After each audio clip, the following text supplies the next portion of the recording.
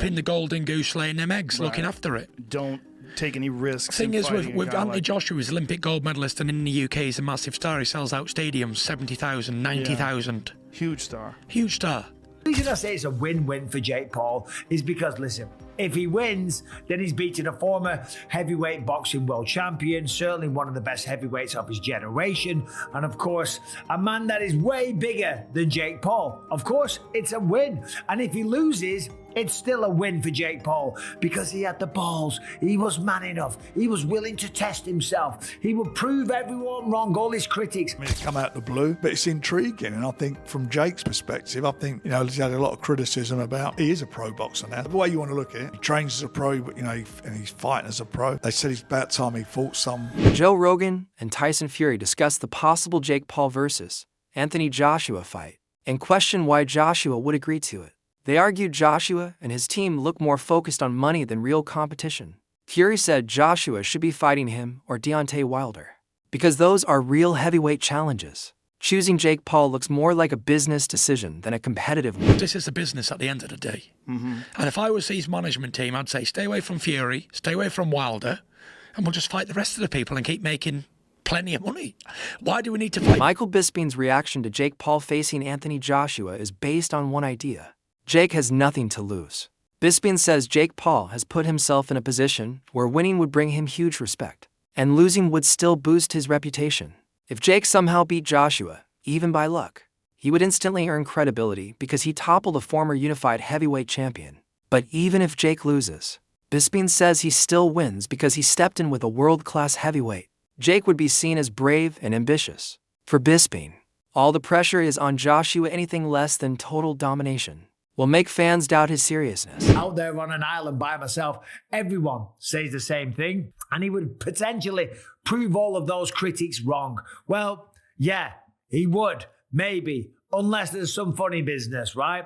And for Anthony Joshua, as I said, this is kind of a lose-lose, right? Because if he wins, people are still going to say, well, you only beat Jake Paul, right? The man that lost to Tommy Fury, after all, right? That's the only loss in his record, Tommy Fury. You're telling me that Tommy Fury is going to beat him and then Anthony Joshua's not going to beat him? So if he beats him, he gets no credit. And if he loses, then holy can you imagine? That would be the biggest downfall of any boxer's career. The reality is, he's not going to lose. There is no way on this earth that Jake Paul can beat Anthony Joshua in a boxing match. That's just a fact, okay? Look at what he did to Francis Ngannou. Francis Ngannou hits as hard as a Ford Escort, going 100 miles an hour or whatever that stat was. Comes from the UFC. He was the UFC heavyweight champion of the world. Has a good go against Tyson Fury, but goes up against Anthony Joshua and gets flatlined. Every single punch that was thrown was landed, and every punch that landed put Francis Ngannou down, okay? So to stand there and think that Jake Paul, who's much, much smaller, who has way less experience, that doesn't weigh anything near him, is going to have a chance, and not to mention the technical abilities. Let's just talk about that. Not to mention the technical abilities or experience. We're talking about an Olympic gold medalist, remember, from back in the day, who's then gone on to become a true British boxing icon, or a worldwide boxing icon, let's be honest, right? Joe Rogan points out that Anthony Joshua is an Olympic gold medalist and one of the hardest punchers of this era. Rogan believes Joshua would enter the ring to send a message, not just to win. He says Joshua would try to punish Jake Paul so badly that Jake thinks twice before calling out real heavyweight champions again. For Joshua, this fight becomes a statement of power, not just another match. God, if he beat Anthony Joshua, good Lord. Good Lord. I mean, that's a big if, right? I mean, Anthony Joshua, I do not think, Olympic gold medalist, former heavyweight champion of the world. What he did to Francis Ngannou, like, good Lord. Yes. Do you want that smoke? Yeah, I just think it's all about the promotion or whatever. I have no idea what the actual motivation is for that. Fight's not competitive at all. Well, it's a dangerous fight. Yeah. Because Joshua's going to try to make an example out of him, for sure. And will. I mean, Anthony Joshua is one of the biggest one-punch KO artists ever. Yes. I mean, he's a one-punch fucking night-night guy. Yeah. You know, he's a great boxer. Frank Warren takes a more skeptical approach. He says the whole idea appeared suddenly and without warning. In his view, all signs show Jake Paul is the one aggressively pushing for the fight. Warren explains that Jake is tired of people saying he picks easy opponents older fighters, smaller men, or non-boxers. Facing Joshua would silence those critics instantly. Warren also says most promoters never expected such a matchup, especially not initiated by Jake. It sounds like a stunt, but Warren believes Jake is determined to prove he wants a real heavyweight challenge. It's not a fight I even thought of. It's nothing to do with me to start with. It come out of the blue, but it's intriguing. And I think from Jake's perspective, he's had a lot of criticism about, he is a pro boxer now. The way you want to look at it, he trains as a pro, but, and he's fighting as a pro. They said it's about time he fought some. I've seen some of the stuff, that's been said. When's he going to fight someone? Well, he's gone from one extreme to the other. That's what he's doing. So if that fight happens, you've got to take your hat off to him. He got called out by Andre Ward, AJ. Would you rather see Jake fight AJ, which is obviously, as we know, a mismatch, or Andre Ward, who's been retired for, 4 years? I'd much rather see AJ fight Tyson. Oh, please. I dread to think how many we times don't know if that's going to happen because the big man, he's filming, he's not made his mind up what he's going to do. And Davison sees the situation very differently. He compares Jake Paul's chances to Francis Ngannou's fight against Joshua. Davison says Ngannou's stronger, bigger, and more naturally powerful than Jake couldn't handle Joshua's punch. Joshua destroyed Ngannou quickly, proving the huge gap between elite heavyweights and crossover fighters. Davison says if a massive powerhouse like Ngannou couldn't survive, then Jake Paul has no realistic chance at all. He says he isn't insulting Jake, he's pointing out how impossible the matchup is by real heavyweight standards. Fight like Francis Ngannou is one of the most durable men on the planet. And look at what happened there. I don't think he's good for boxing, if I'm honest. I was about to ask, obviously, if we were to see that fight, AJ would be a heavy favourite with, I'd imagine, 99.9999% of the sport. How quickly would you expect to see Anthony Joshua get the job done against Jake Paul? He could go in there and do what he wanted. He could play with him if he wanted to. Spencer Oliver offers a different perspective. He believes the matchup has symbolic value. Oliver says if Joshua accepted the fight, it would be similar to Muhammad Ali taking unusual fights that drew massive global attention. The matchup could bring millions of new viewers who don't normally watch boxing. Even if the competition isn't equal, it creates major publicity. Oliver argues that Joshua participating in something experimental could grow his global popularity, especially with younger audiences who follow influencers more than athletes. He believes this could boost Joshua's star power and expand his legacy into entertainment. Pops him a few times in the face, walks out of 150 million quid. No one will remember the fact he fought Jake Paul. They'll remember the fact he knocked Klitschko out in Wembley in 2017. Totally agree with that. So I'm kind of, whilst I don't like it, and I don't like the way that Jake Paul gravitates to these brilliant athletes and like a moth sucks the life out of them because he gets a benefit of association, because I think they deserve all the association.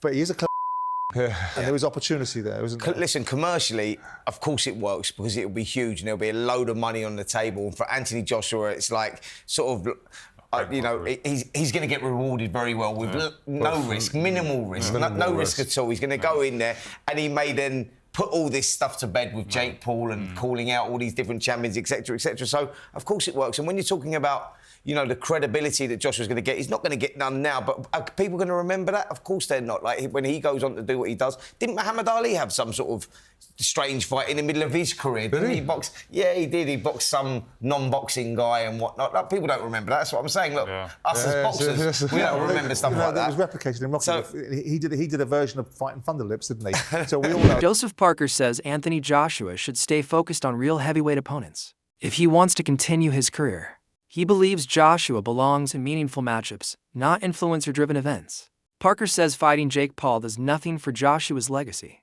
and that he should stick to facing true contenders. Stake has said that he's interested in doing Anthony Joshua versus Jake Paul. Let's talk about fights that make sense. Jake Paul's doing whatever Jake Paul does. If Joshua's serious about wanting to stay in boxing, then fight good, real fights, if that's what you want to do. I mean, if you want to go down this other road and do this, then that's by all means do it. But it's a different journey and it's a different pathway. I think as fighters who've been in the game for a long time, I want real fights. If I was given the opportunity to fight Jake Paul, would I take it? No. Not even for the money, no. No, I want to be champion of the world. That's my goal. Al Sonnen isn't convinced any of this is real. He says the public has rushed into discussing a fight that hasn't been officially announced. Sonnen reminds people that Joshua has represented British boxing for nearly 2 decades, with professionalism and dignity. He finds it hard to believe Joshua would suddenly throw that away to fight Jake Paul. Sonnen says many fans would lose respect for Joshua if he accepted such a fight. He also points out that Jake Paul's team hasn't confirmed anything serious. Until promoters or fighters make a real announcement, Sonnen sees the whole thing as a rumor that spiraled out of control. Done, right? Isn't that what we were all told? And I had reached out to Jake directly. But he didn't get back to me. I did get a response, but it was like, you know the response where somebody's like buying some time, or they just want to acknowledge, like they give you a receipt. I'm in receipt of your text message. They can give you an emoji or something like this, or sometimes there's even the automatic. I'm trying to remember what I got, but you can get like the automatic, I'll call you later. You know those? So even though I had said, hey, I'm looking for a confirmation of this fight, and he did respond, as I reflect back on that, it's like, well, he didn't respond confirming the fight. So who did confirm the fight? So I went to Helwani, and Helwani thought that it was confirmed, but he was a little lighter in the language than what I thought I remember hearing. And there's a number of boxing guys just saying, hey, that's not going to happen. And they had a few details, one of which was being Florida. And the Florida Commission would probably be open to something like this, particularly under the clause of exhibition. And then we'd all have to kind of hear, well, what are those rules and what are those stipulations? But that's reasonable to work with. But we haven't been able to get a confirmation from the Florida Commission. And now we're actually getting boxing guys on the inner circle. We're hearing from some British guys, from some fellow comrades to Joshua that said he wouldn't do that fight. He just wouldn't do that fight. That people would lose respect for him. That he has carried British boxing. This was one guy talking, but the guy said that Joshua has carried British boxing for 2 decades. And that while carrying British boxing on his back, if he was to go over and do a spoof fight against a YouTuber, now I don't look at Jake Paul that way. I look at him as a badass. I understand how greatly he is outmatched. I understand the lack of experience in comparison to Joshua. Believe me, I get it. But I don't dismiss him as a YouTuber, right? Look at him as a guy that went to the distance with Tommy Fury, not for nothing. So when I'm listening to this gentleman talk, it does make me... Simon Jordan has an even harsher view. He calls the idea of Joshua versus Jake Paul a stupid fight that has nothing to do with real boxing standards. Jordan understands there is massive money involved, but says fights should be more than financial deals. He believes this matchup goes too far into entertainment and ignores real competition. He says it insults boxers who worked their whole lives to reach Joshua's level. Jordan believes boxing loses value every time top fighters consider facing YouTubers instead of real contenders. Fight between Anthony Joshua and Jake Paul in December. What does it tell us, Simon? Does it tell us more, as I said in the introduction, about the falling star of AJ or the rising one of Jake Paul? It tells you that there's a huge opportunity for enormous amounts of money to be generated around a fight that really has no integrity behind it in terms of as a fight, but in terms as a media spectacle and entertainment opportunity. You've got a very talented YouTuber that's built himself into a massive influence with huge following, and you've got a former 2-time champion of the world that operates at a very high level of engagement. Whether he's a high level of performer anymore is a different discussion. So it becomes about how much can this fight generate, how many eyes on the prize. I mean, I spoke to his very close friend Michael Jarman about this very fight about 3 or 4 months ago, and he was like, "Oh, what do you think?" I said, "What difference does it make? Oh, it would potentially jeopardize his legacy. His legacy's sealed. You cannot undo the fact, whatever you think of Anthony Joshua, It might as damage a fighter, it. I don't think so. What it will do is increase his Yeah. bank balance. But I think in the great, I mean, it didn't damage Muhammad Ali's reputation to go in with a sumo wrestler, did it? No, but after, when Joshua was at his peak, Simon, if I had said to you there and then, do you know what? Maybe in December 2025, Anthony Joshua will fight a YouTuber. This is the entertainment business. And Anthony Joshua is an entertainer. And you can't undo the fact that he won the World Heavyweight Championship twice.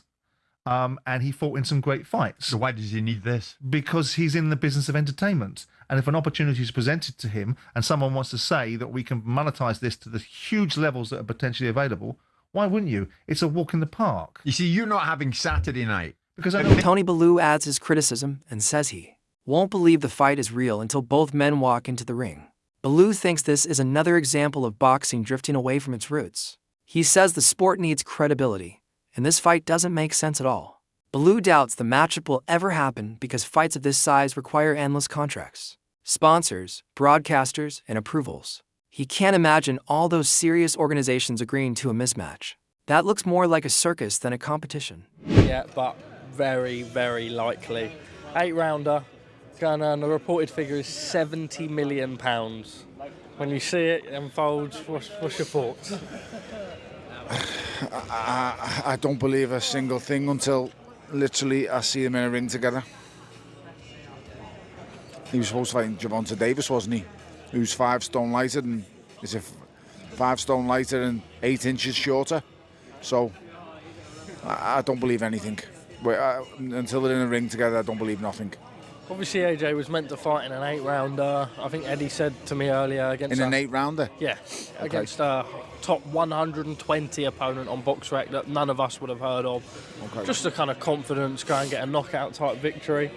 I suppose you can go and do that against Jake Paul and earn an absolute fortune from Listen, I've said before and I'll say it again. Boxing is a brutal, brutal business. Go and make as much as you can, as quick as you can. Once you've achieved your dream and goals of becoming a world champion, there's nothing left to do besides make money. What are you chasing? You've won all the belts.